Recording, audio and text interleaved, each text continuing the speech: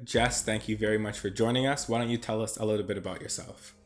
I'm Jes Perez, and I am the host and creator of Industry High Radio, which is a platform for on the rise talent and for people who are doing influential things, positive things within their communities. I give them the platform to showcase their story to my audience and to the world.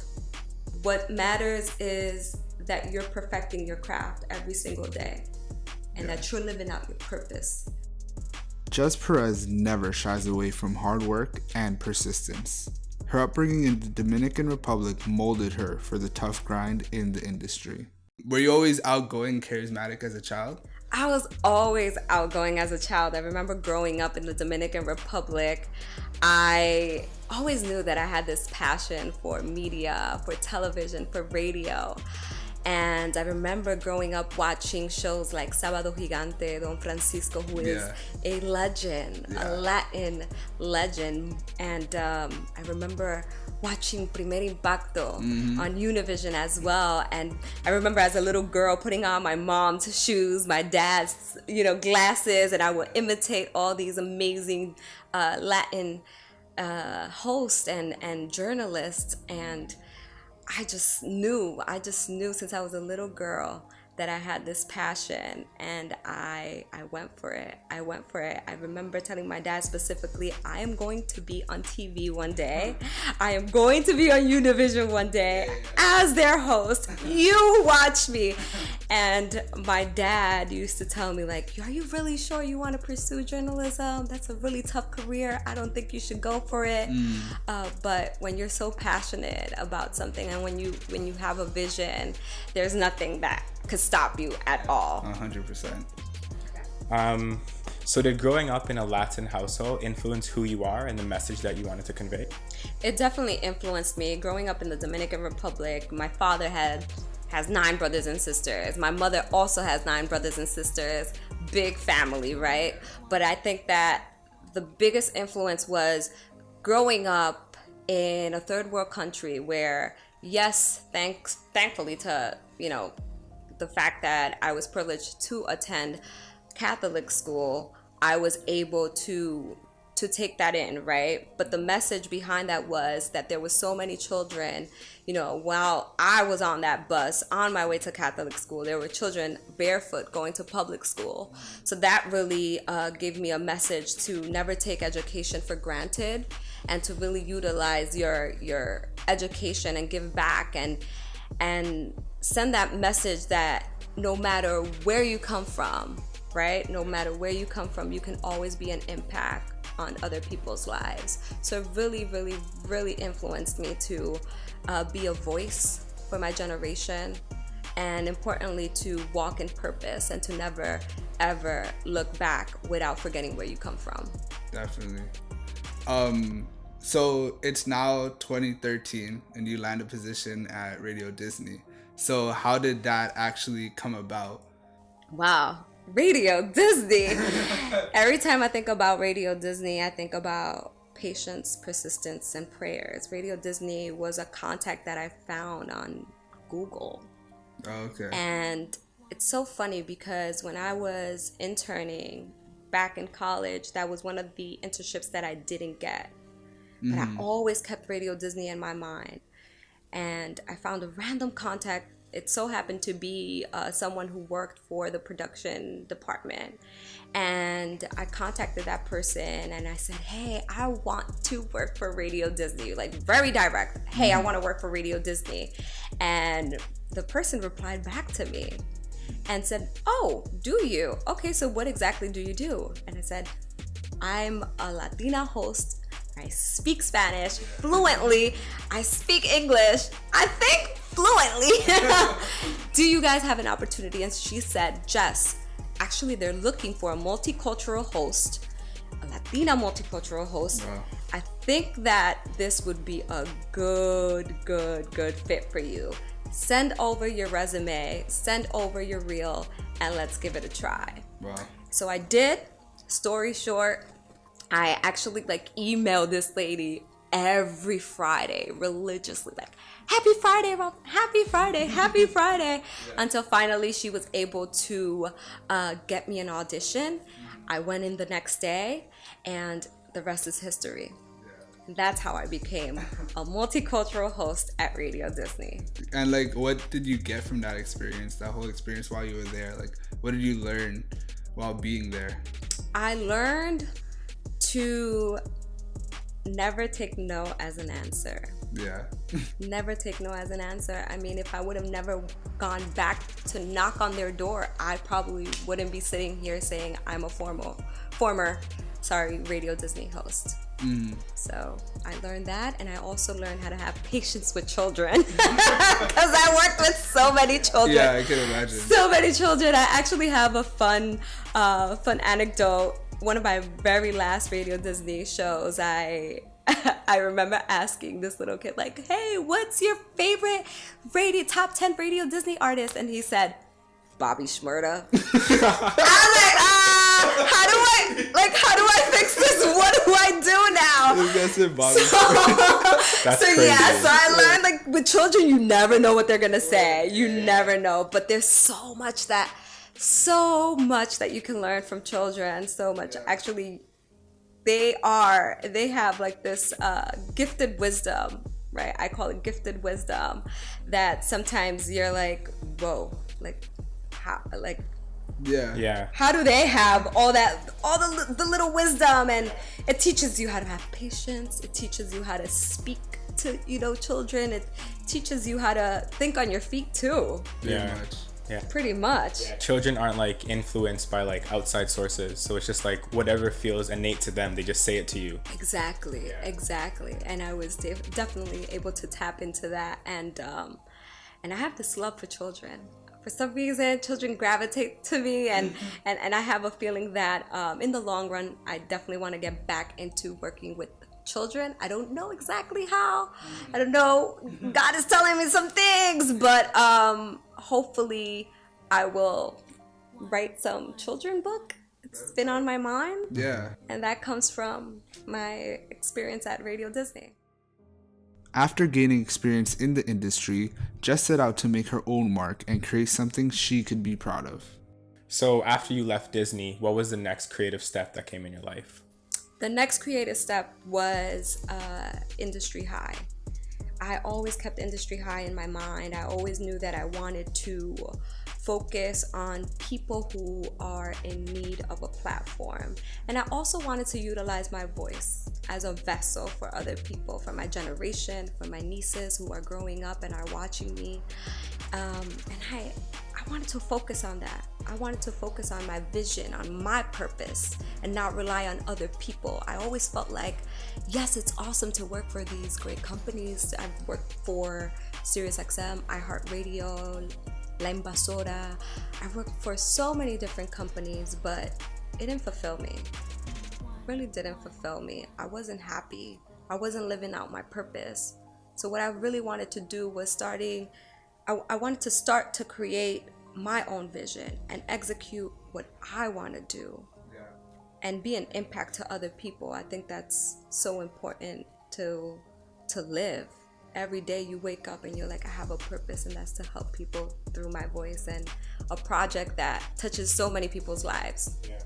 I think a lot of people get caught up in like names, and like they join companies that they think would be good for them because of their name, but like they're not happy and satisfied because there's nothing fulfilling about what they're doing. Right. And that to me wasn't important. I think what was the most important was to gain the experience, to tap into the industry and to really learn the lows and the highs of the industry, to gravitate to people, right? To get the connections, to get what I needed for me, and to move on and utilize that for my own good. And that's exactly what I did. And now I have this experience. I'm also a board operator. I edit my own audio. I'm very hands-on with Industry High. And I think that it's so important to know a little bit of everything. Yeah. Branding, image, social media. It's so important to know a little bit of everything because you don't ever want to rely on people. And I always say this, you create your own opportunities. Don't ever wait for people to hand you an opportunity, because you will be sitting there forever. Yeah. I only study the greats. Yeah. You know, we're living in an era where people are so distracted by so many things, and I think it's so important that you stay in your lane and you focus on being great. You. Exactly. You know what I mean? Yeah. So for me, it's been challenging. I'm not gonna sit here and lie and say, oh, you know, I don't struggle. I struggle. Mm-hmm. This is my baby. This is something that I started from scratch. Definitely. And I've had to make a lot of sacrifices, working a 9-to-5 job, you know, hustling on the side. Like, what events can I do during the weekend so that people can get to know who Jes Perez, the brand, is, so that can, you know, generate followers and support, not followers, I should say supporters, real supporters. So it's important that we stay focused. And stay in your own lane. It doesn't matter who's doing what. It really doesn't matter. What matters is that you're perfecting your craft every single day, and that you're living out your purpose. I know I've mentioned that word a couple of times, but it's so important, because you ask people, what do you want to do? And some people don't know. Not that there's nothing wrong about that, but I think that it's because they're so focused on what other people are doing. People are so focused on the glitz and glam side of, you know, the industry, especially like, you know, media, radio, television, that they tend not to focus on themselves. Yeah, and social media has a big part of that as well. Yeah. Because it's pretty much an open window to see everybody else's life, and it's like the highlights of their life, right? So it's like you compare your life to their highlight reel, right? Yeah. But comparison, I mean, if you're gonna compare yourself, please compare yourself to somebody that's great. No, exactly. Don't, because you never know. People could post what they want to post. You don't know. A lot of people are wearing masks nowadays. You don't know if they're going through mental health issues. You don't know if they're crying at night, heartbroken, sad. You don't know. So I always keep that in mind. Just don't ever compare yourself, because somebody on social media they may seem that they're happy, but that might not be the truth.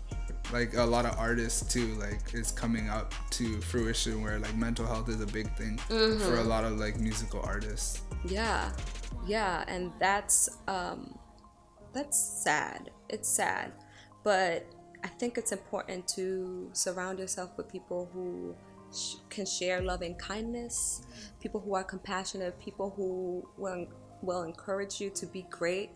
For me, that's my family, that's God. I'm so blessed to have Jesus Christ, my Lord and Savior, in my heart. So that continues to stick with me throughout this journey, and everything I do, I give thanks to God and my family, who are always there supporting me. It's good to have a supportive family, definitely. For sure. So back to Industry High. What do you hope to accomplish with it? What's your end goal with Industry High? With Industry High, the end goal is to really take Industry High worldwide. I would love to bring different talents. I don't necessarily need to be the face of Industry High. And if you guys have seen the Industry High Instagram, I don't really post a lot of pictures of myself because it really isn't about me. Industry High is a project that was created for other people so that they can use it as for their own good. But the ultimate goal is really to bring young entrepreneurs, to bring people who are hungry, who are willing to put in the work, who are eager to learn about broadcasting and journalism. That's the ultimate goal, to make it a big platform, a resource for other people who are interested in really making a career out of broadcasting journalism. Right. So, working as hard as you do, has there ever been a moment where you felt like this lifestyle wasn't worth the stress that came with it? Of course. Of course. Every single day. First of all, I live in New York City. I live in New York City. So with that is like stress on it alone, right? Yeah. But of course, there are times where I'm like, listen, I don't want to do this no more. Like, this is a lot of work. Especially because I do everything by myself. Exactly. I'm in the studio by myself. I wish you guys could like witness what I do. Like, I'm with my phone, trying to snap, trying to take pictures, trying to record promo videos. So there are times where I'm exhausted. I'm like, oh, I don't have the energy. But then that's the entrepreneur in me, the entrepreneur spirit. It's like, you gotta keep going. Like, you gotta keep going. You gotta keep going. It's that intuition that you cannot give up, because this is what I breathe for. Exactly. This is what I live for. I live for this. I love this. I love it. Her road to success has given her the wisdom to share with the world. So what are some of the things that you learned from your experiences that you could tell on to other people who want to become like a radio personality? Oh, this is a good one. Never take business personal. Never take it. It's never personal. Sometimes people are going to tell you what it is. You got to take that in, put your emotions to the side, keep it moving.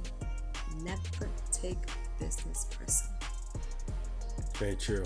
So what's in the future for Jes Perez? A lot is in the future.